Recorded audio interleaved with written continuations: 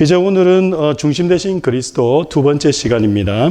두 번째 만남, 예수는 어떤 일을 하셨습니까? 라는 그 내용을 가지고 오늘 함께 또 말씀을 함께 나눌 수 있도록 하겠습니다.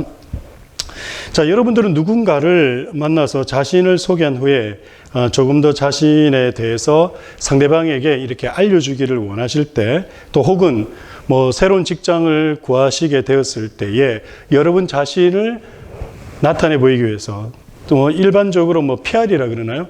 그런 것을 프레젠테이션을 해 보이기 위해서 어떻게 하십니까? 그러니까 이제 내가 어떤 사람인지에 대해서 소개는 했어요. 이름과 생년월일과 그 다음에 고향과 학교는 어디 나왔는지, 그 정도로 해서 처음 만난 사람들에게 자기를 소개했어요. 그런데 그 사람과 교제를 하다 보니까 조금 더 나에 대해서 알려주고 싶을 때 어떻게 여러분 자신을 소개하고 또 이야기를 할 수가 있겠습니까? 요즘 사람들은 자기들을 소개할 때, 자기 자신을 소개할 때 자기의 양력과 경력을 말하기도 합니다. 그러니까 학교를 어디 나왔고, 또 내가 무슨 일을 해왔고, 지금까지 어떻게 살아왔다. 자, 지금까지 어떻게 살아왔다라고 이야기하는 거, 그걸 한 장의 종이에 담은 것을 뭐라 그럽니까? 이력서라고 얘기를 합니다. 이것은 자기가 그동안 해온 일에 대해서 그 일을 바로 그 한 장의 종이에 담아서 나타내기 때문입니다. 그래서 세상 사람들은 일반적으로 이력서를 통해서 자기들을 또 자신을 표현하고 또 피력을 합니다. 여러분, 교회 안에서 이런 이력서와 같은 게 있어요. 뭘까요? 여러분이 지금 현재 교회로부터 부여받은 직분이에요. 그게 여러분에게 이력서예요. 어느 날 초신자가 교회에 왔을 때 장로님을 보고, 또 권사님을 보고, 또 집사님을 보고, 그 초신자가 뭐라고 생각할까요? 아, 저분은 교회에 오랫동안 신앙의 연륜이 이렇게 있겠구나 라고, 그분은 우리의 뭐를 보고요? 직함을 보고, 직분을 보고 이력서를 확인합니다. 이런 이력서를 여러분은 자신 있게 그 초신자들에게, 또 방문자들에게, 새 가족에게 내어놓으실 수가 있습니까? 내가 목사로서, 그리고 장로로서, 권사로서, 집사로서 예수 그리스도에 대해서, 그리고 거기에 걸맞는 그러한 품위와 인격을 가지고 신앙생활을 하고 있는지를. 그래서 여러분, 우리가 교회로부터 부여받는 이 직분이요, 가벼운 게 아니에요. 많은 분들이 그냥 시간이 지나면, 때가 되면 그냥 이걸 교회로부터 받는다 이렇게 생각하는데요, 절대 아니에요. 그렇기 때문에 그 직분에 대한 책임, 그 직분의 무게감을 알고 깊이 있는 공부와 깊이 있는 고민들을 해야 합니다. 그럴 때에 새 가족들이 왔을 때에, 그리고 또 초신자가 왔을 때 우리 교회에 대해서 굉장한 또 마음을 가지게 되는 거죠. 그래서 수요일마다 이렇게 하는 이유도 바로 그겁니다. 지금까지 우리는 그냥 교회에 가방만 들고 다녔을 수 있습니다. 물론 아닐 수 있습니다. 그냥 제가 그렇게 말씀을 드리는 거지 여러분이 꼭 그렇게 했다라고 말씀을 드리는 건 아닙니다. 하지만 한번 돌아보자는 거예요. 나의 이력은, 세상적인 이력은 너무나 화려한데, 제가 어떤 모임에 갔더니 그 모임에 오신 분들이 지금까지 미국에 와서 얼마나 어렵게 험난한 시간들을 보내면서 지금의 이런 모습이 되어 있다라고 하는 이야기는 많이 들었는데, 교회에서 본인이 가진 그 직분을 위해서 내가 어떻게 지금까지 살아왔는지, 주를 위해서 내가 어떻게 했는지, 다른 사람들이 다 그렇게 하지 않을 때 주를 위해서, 교회를 위해서 내가 어떻게 했는지에 대한 이력서를 자신 있게 내놓는 분들은 그리 많지 않았다. 그러니까 지금까지만 만약에 우리가 그렇게 살았다면 이제는 그렇게 살지 말자. 이제는 제대로 된 이력서를 자신 있게 우리가 보여줄 수 있는 그런 사람들이 되자라고 그렇게 생각해 볼 수 있습니다. 자, 밑에 있는 내용인데 제가 읽으면서 또 설명드리겠습니다. 자, 이제 여러분은 예수가 누구신지를 어렴풋하게나마 알았습니다. 그러나 어떤 사람을 제대로 알기 위해서 그가 무엇을 했고 지금 무엇을 하고 있는지를 한마디로 그의 이력을 아는 것이 필요하듯이 예수에 대해서도 마찬가지입니다. 지난 시간에는 예수님이 어떤 분이셨습니까? 라는 포커스로 내용을 나눴고요. 오늘은 예수님이 어떤 일을 하셨습니까? 이제 포커스를 맞춰서 여러분들이 함께 생각해 보시는 겁니다. 지금까지 여러분은 예수를 어떤 일을 한 사람이라고 생각하셨습니까? 한번 여러분 생각해 보세요. 아마 초신자들이 이 질문을 대하면 어떻게 생각할까요? 예수님에 대해서, 예수님이 어떤 분이지, 어떤 일을 하셨지, 사랑을 베푸시고 또 누군가를 용서해 주시고 항상 가난한 자들이나 어려운 자들을 도와주신 그런 분으로 이렇게 초신자들은 기억을 하고 생각할 겁니다. 근데 이제 여러분들은 어떻게 생각하시냐는 거예요. 여러분들은 어떻게 생각하십니까? 성령의 9가지 열매를 맺으신 분. 혹시 또 다른 천지를 창조하시고 우리를 구원하신 분, 구세주. 그러니까 일반적으로 교회를 이제 다녔던 분들, 그리고 신앙생활 하신 분들은 대부분 다 그렇게 또 생각을 하실 겁니다. 뭐, 나의 죄를 위해서 십자가를 지시고 또 죽으시고, 내 죄를 용서하시고, 또 나를 구원하신 분, 뭐 이렇게 말입니다. 자, 밑에 계속 보겠습니다. 예수는 자서전이나 회고록 같은 것을 남기지 않았습니다. 그러므로 그의 행적을 알기 위해서는 그의 제자들의 기록을 참고할 수밖에 없습니다. 물론 그들도 예수가 행한 일을 다 기록하지는 못했지만 꼭 필요한 내용은 4개의 복음서에서 남겼습니다. 이제 그 기록을 보면서 예수가 어떤 일을 했는지 함께 공부해 보도록 하겠습니다. 마태복음 11장 2절에서 6절 말씀을 한번 찾아보겠습니다. 마태복음 그러면 11장 2절에서 6절 말씀을 우리 함께 읽겠습니다.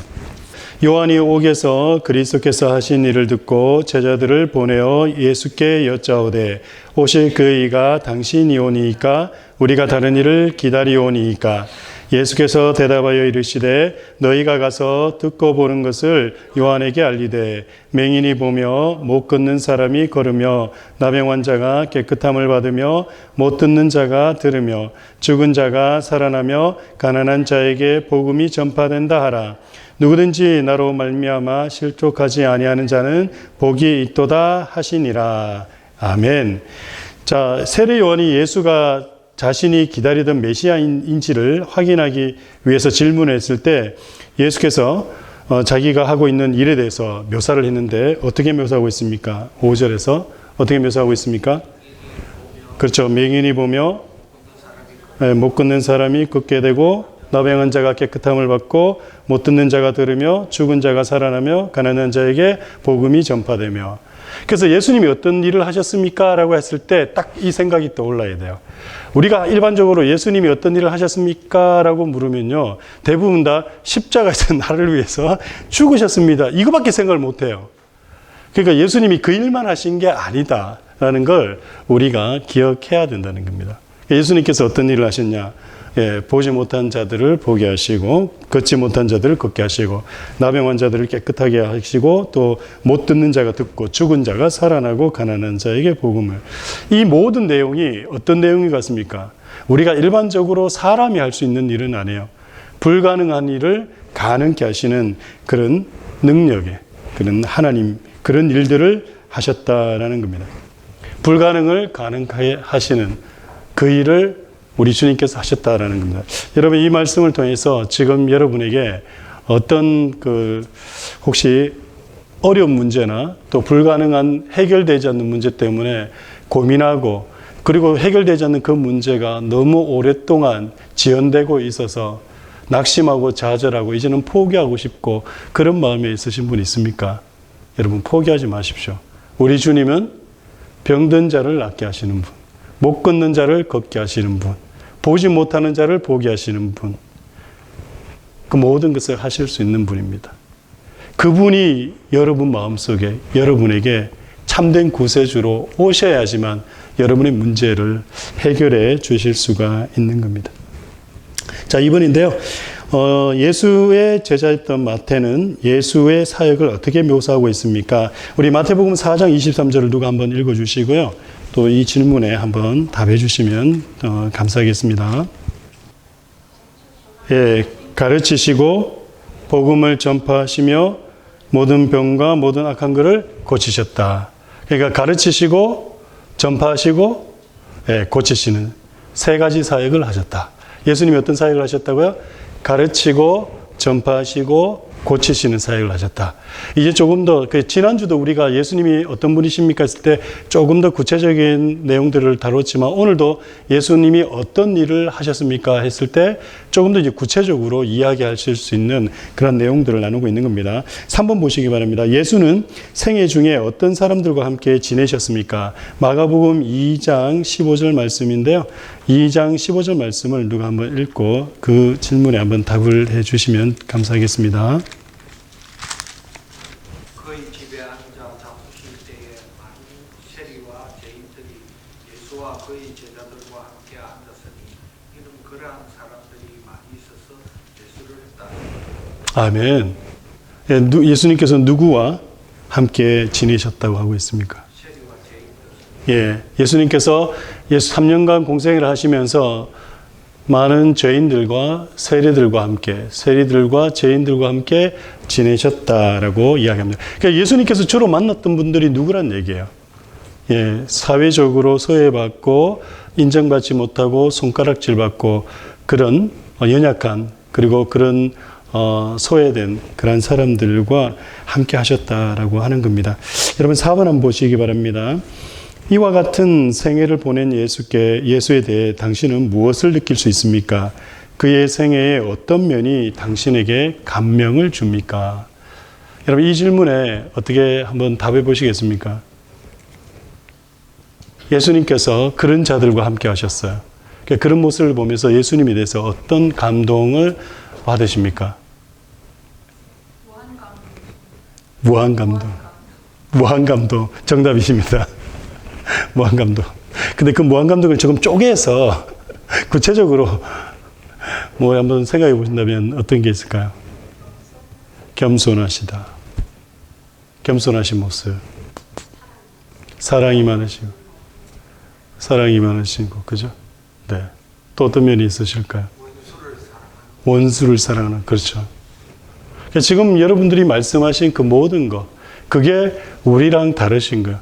만약에 우리는 그렇게 살 수 있을까? 우리가 죄인들과 세리들과 함께 그들의 친구가 되어서 우리는 늘 좋은 거, 우리보다 좀 나은 사람들한테 또 힘 있는 사람들한테 그들의 어떤 도움이나 이런 걸 의지하며 살려고 하지 않을까라는 생각을 해봅니다.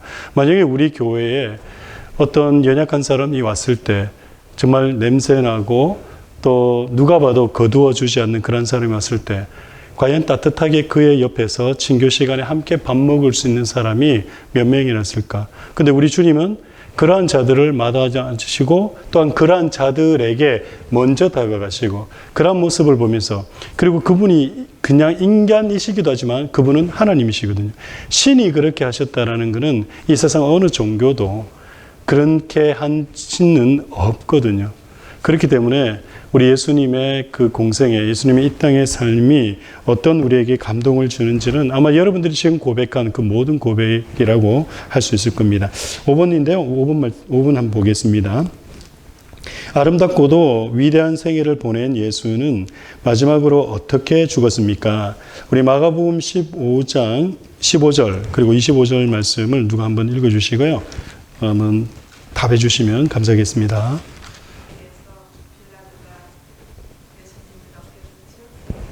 네. 그래서 예수님께서 어떻게 죽으셨습니까? 예, 채찍질 받으시고 십자가에서 죽으셨다. 자, 이제 고개를 들고요. 저를 한번 좀 잠시 봐주셨으면 좋겠어요. 자, 지금 예수님이 어떤 일을 하셨습니까? 라는 내용으로 우리가 지금 진행하고 있거든요. 그러니까 이분이 공생에 시작했을 때 어떤 일을 하셨다고요?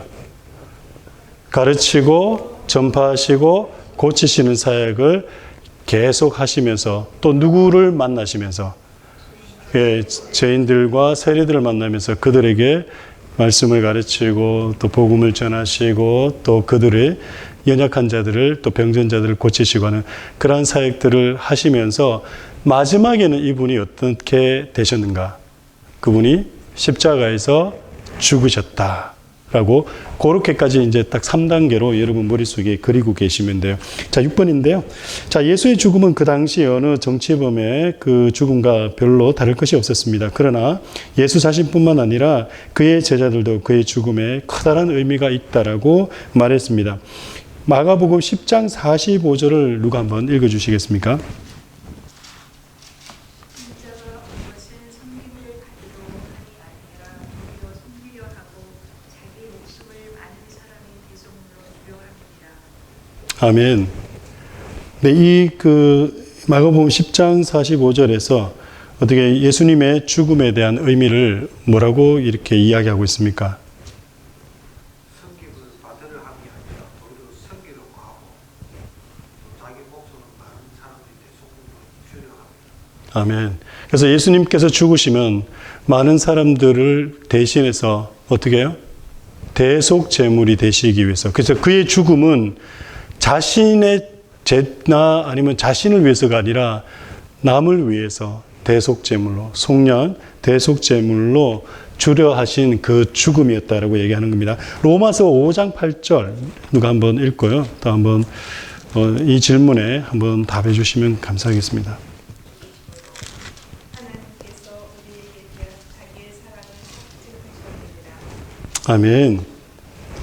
죄인 됐을 때 그리스도께서 우리를 위해서 죽으시고 하나님의 사랑을 우리에게 주신 것을 네.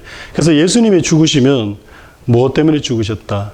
우리를 위해서, 우리의 죄를 위해서 죽으셨다. 예수님께서 그냥 죽으심으로 그것이 죽음으로 끝나는 것이 아니라 그분이 왜 죽으셨냐는 거예요.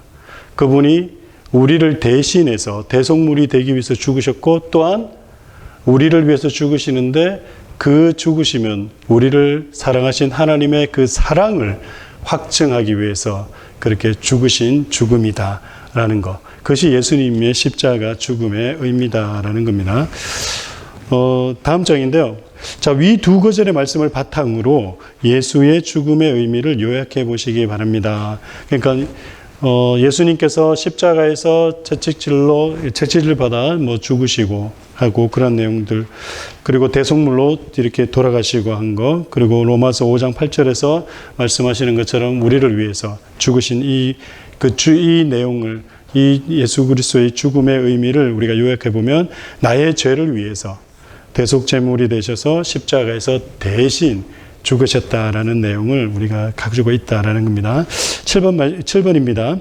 성경은 예수가 십자가 형벌을 받아 죽어야 했던 것은 죄악 때문이라고 합니다. 죄란 무엇입니까? 당신의 생각을 적어보시기 바랍니다. 이렇게 이제 질문했는데요. 여러분, 죄가 뭐라고 생각하세요? 죄. 죄에 대한 개념을 여러분들이 어떻게 가지고 있는지를 한번 얘기해 보셔야 돼요. 죄가 무엇입니까? 오늘 질문의 내용들은 되게 막연하죠, 그죠? 근데 이 막연한 거에 대한 답을 우리가 제대로 못하고 있는 거에 대해서 한번 생각해 보자라는 의미이기 때문에 여러분들이 모르신다라는 그런 개념을 얘기하는 건 아니고요. 정말 우리가 막연하게 알고 있었다라는 것만 알 수 있으면 돼요. 죄가 뭐냐는 거예요. 우리가 회개는 했는데 교회 오면 회개하고 했는데 누군가가 싸우고 누군가랑 다투고 막 그래가지고 그거에 대해서 주님이 잘못했다고 얘기했는데 도대체 그러면 죄가 뭐냐는 거예요. 죄가 뭐길래 그 죄에 대한 우리가 근본 그 의미를 알고 있어야 되지 않느냐라는 것을 우리가 생각해 볼 줄 알아요. 그래서 죄가 뭐냐? 선악과를 먹은 그것부터 시작해가 죄가 되는 거 아닙니까? 아멘. 정답이십니다. 그 다음에 이제 살이 일어나. 네. 그때부터 죄가 시작이 됐다. 네네. 네, 정확하게 지금 얘기하셨어요. 그 죄라고 하면 우리가 두 가지로 구분할 수 있습니다. 원죄라는 것과 그 다음에 자범죄. 우리가요, 일반적으로 죄라 그러면 자꾸 자범죄만 생각하거든요. 근데 사실은 우리에게 원죄라는 것부터 있어요. 그 원죄가 먼저 해결이 돼야 돼요. 원죄가 해결이 되지 않고서 아무리 자범죄에 대해서 해결하려고 해도 그것은 해결되지 않는 문제이거든요. 그래서 이 원죄가 뭐냐? 지금 우리 성경의 집사님 말씀하신 대로 아담과 하와가 지은 죄, 그로 인해서 인류에게 비참한 현실이 주어진 것, 그것이 바로 죄라는 거예요. 그런데 이런 거 한번 생각해 보셨어요?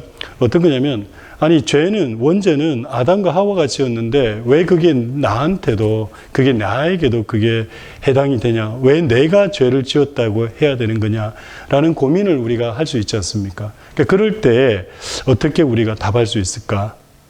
그 원죄는 나랑 상관없는데 자범죄는 우리가 얼마든지 아유 죄송합니다라고 할 수 있는 마음이 생겨요. 근데 원죄 내가 선악과 따먹은 거 아닌데 라고 했을 때 도대체 어떻게 그러면 그 원죄가 내 죄가 될 수 있다라고 그리고 그 죄가 해결이 돼야 된다라고 얘기할 수 있냐는 거예요. 그리고 믿지 않는 자들에게 당신들도 마찬가지입니다라고 했을 때 우리가 어떻게 이야기할 수 있을까라는 거예요. 그거에 대해서 한번 고민해 보신 적 있으세요?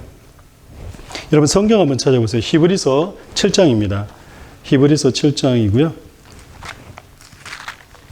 아담과 하와가 지은 죄가 왜 그것이 나의 죄가 되는지에 대해서 우리가 히브리서 7장에서 그 그림자를 확인해 볼 수 있어요. 9절과 10절 말씀인데 우리 함께 읽겠습니다. 7장 히브리서 7장 9절 10절 함께 읽겠습니다. 또한 10분의 1을 받은 레위도 아브라함으로 말미암아 10분의 1을 바쳤다고 할 수 있나니 이는 멜기세덱이 아브라함을 만날 때 레위는 이미 자기 조상의 허리에 있었음이라. 아멘. 여러분 이게 무슨 말이냐면요. 저 잠깐 보시면 돼요. 이게 무슨 얘기냐면 지금 히브리서 기자가 예수님께서 멜기세덱의 반차, 그러니까 멜기세덱의 그 뒤를 쫓아서 서해를 쫓아서 예수님도 제사장 되신다, 대제사장 되신다라는 것을 증명하기 위해서 지금 이 이야기를 하는데 뭐라고 그러고 있냐면 지금 아브라함이 여러분 창세기 그 13장 그래 가시면 멜기세덱이요. 그 멜기세덱이 나타나는데 아브라함이 멜기세덱에게 11조를 바쳐요. 11조를 바치는데 사실 11조는 언제부터 나와요? 출애굽기 이후부터 나오죠. 그죠? 그리고 11조를 누가 받아요? 11조는 레위인들이 받는 거예요. 이스라엘 백성들이 내고 그 11조를 받는 거는 레위인들이 받는 거예요.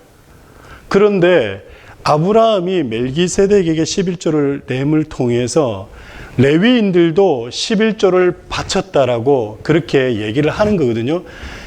11조를 받는 레위인들이 이스라엘 백성들로부터 11조를 받는 레위인들도 11조를 바쳤다라고 하는 근거가 어디서 나오냐면 아브라함이 멜기세덱에게 바쳤기 때문에 레위인들도 11조를 바쳤다라고 얘기하면서 10절에서 얘기하는 건 뭐냐면 이는 멜기세덱이 아브라함을 만날 때 레위는 이미 어디에 있었다고요? 자기 조상의 허리에 있었다. 사실 레위 지파 사람들이 레위인들이 멜기세덱한테 11조를 바쳤나요?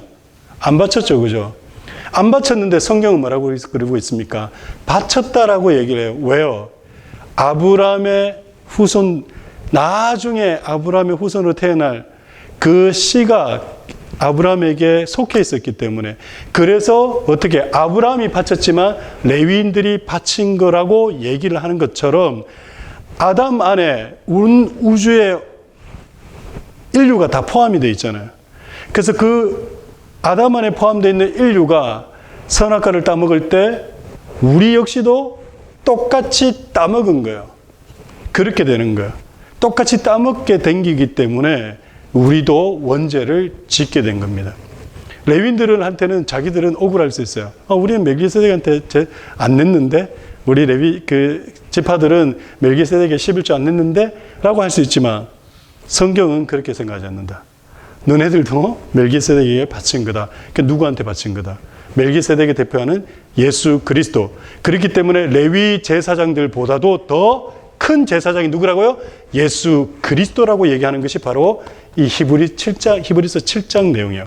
마찬가지로 우리가 아담과 하와의 죄로 인해서 그들이 선악을 알게 하는 나무의 그 실과를 따먹었는데 그래서 아담과 하와가 죄를 짓는데 왜 우리가 그 선악과를 따먹고 죄를 지은 원죄까지 우리가 가지게 됐냐?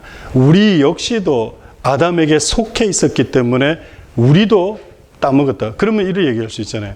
우리의 의지가 아닌데요? 아니에요. 우리 의지입니다. 아담 의지 안에 우리 의지도 들어가 있었어요.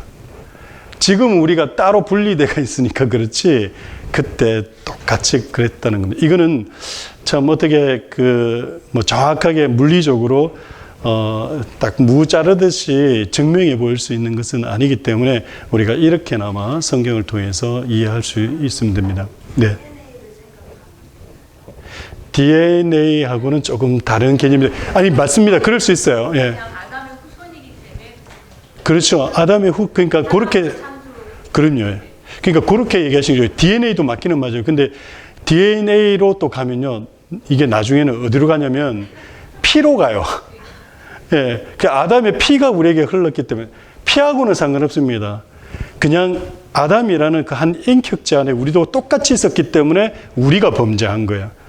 그래서 유전적인 어떤 내용으로 이야기해도 틀린 건 아니지만 그러나 또 조심해야 될 부분이 있어서 그렇게 얘기하는 거예요. 그래서 이거는 좀 상징적으로 그렇게 의미를 받아들이고 우리 역시도 원죄에 가담했다라는 내용이 그게 이제 중요한 겁니다. 그렇게까지만 우리가 이해하면 될 것 같습니다. 8번입니다. 성경은 죄의 기원과 결과를 무엇이라고 말합니까? 아까 전에 우리 송기정 집사님께서 말씀하신 것처럼 죄의 기원은 우리 창세기 2장 16절과 17절 말씀은 찾아보면 되는데 우리 한번 찾아보겠습니다. 창세기 2장 16절과 17절. 우리 이거는 함께 읽어보겠습니다. 여호와 하나님이 그 사람에게 명령하여 이르시되 동산 각종 나무의 열매는 내가 임의로 먹되 선악을 알게 하는 나무의 열매는 먹지 말라. 내가 먹는 날에는 반드시 죽으리라 하시니라. 죄의 기원은 뭐냐면 하나님이 명령하신 선악을 알게 하는 나무의 실과를 먹지 말라고 한 그 명령을 깨트린 거, 의도성을 가지고 반역한 거, 그것을 이제 말하는 겁니다. 그리고 죄의 결과는 로마서 3장 23절과 5장 12절에 있는데요. 누가 로마서 3장 23절을 한번 읽어주시고요. 그 다음에 5장 12절 말씀을 한번 읽어주시면 감사하겠습니다. 모든 사람이 죄를 범하였으니 하나님의 영광에 이르지 못하더니 아멘.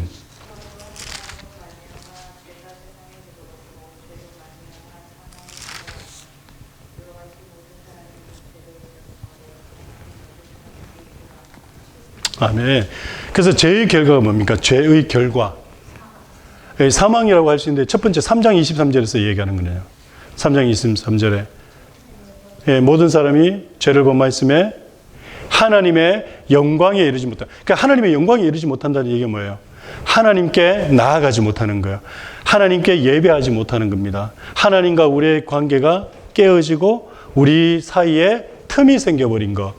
그 죄의 결과로 인해서 우리가 하나님께 나아가지 못한 거. 죄를 짓기 전 아담과 하와는 어떻게 했습니까? 하나님께 마음껏 자유롭게 나갈 수 있었어요.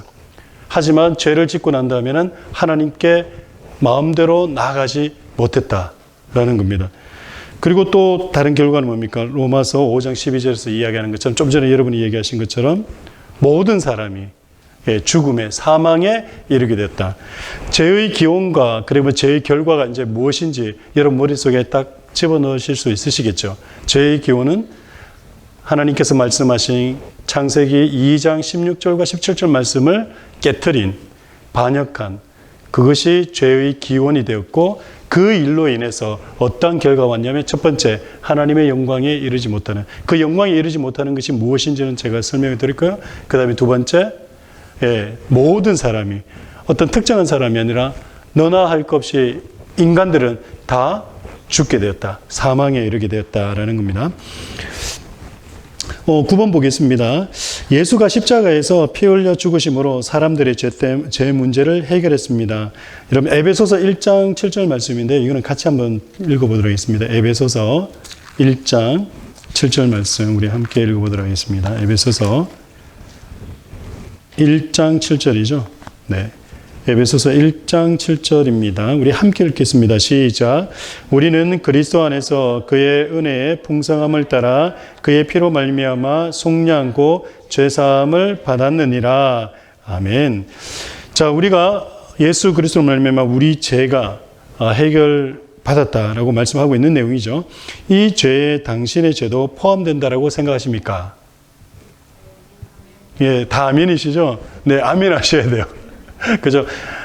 너무 당연한 질문을 하다 보니까 조금 당황스러울 수 있지만은 예수께서 피 흘려서 십자가에서 죽으심으로 우리의 모든 죄를 다 속량하시고 우리의 죄를 사셨다라는 그 내용에 누구의 내용만 포함되는 것이 아니라 나도 포함되어 있다는 거예요. 그래서 더 이상 죄의식에, 죄책에 눌려 살지 마셨으면 좋겠어요. 이미 예수께서 우리의 죄를 다 용서하시고 다 속량하셨습니다. 그래서 여러분 꼭 그거 기억하셨으면 좋겠고요. 자, 그 밑에 있는 내용인데요. 그 외에 십자가의 피로 이 세상에 어떤 혜택이 주어졌습니까? 그러니까 첫 번째 혜택은 우리 죄가 예수님께서 십자가에서 피 흘리심으로 우리 죄가 해결되어진 그런 은혜, 그런 혜택이 있었는데 그 다음에 또 어떤 혜택이 주어졌느냐? 에베소서 2장 13절에서 14절 누가 한번 읽어주시고 한번 이야기해 주시겠습니까? 물로 하늘을 만드사 중간에 바퀴나무를 허시고 이런 것 같아요. 예수 그리스도 멀리 있던 예수 그리스도와 나와 멀리 있던 관계를 가까이 하시고 허물을 없앴던. 그렇죠. 누구와의 그 장벽을 없앴다. 예, 장벽을 없앴고 그 관계를 개선시켰다. 근데 여기에서 누구와의 관계이냐 이걸 우리가 조금 더 깊이 이제 생각해 봐야 됩니다. 누구와의 관계겠습니까? 하나님과의 관계는 이미 십자가를 통해서 우리가 해결받은 거예요. 죄의 씻음 때문에. 그다음에 또 그 외에 그렇죠. 원수 또 그렇죠. 우리 이웃. 그러니까 쉽게 얘기해서 우리 이웃과의 관계를 개선시켰던 거예요. 그 예전에는 구약 성경에는 원수를 사랑하라라고 하기보다 그 원수를 이에는 눈에는 눈, 이에는 이. 그래서 그 원수를 사랑하라고 할 때 그 원수가 구약 성경에는 안 나와요.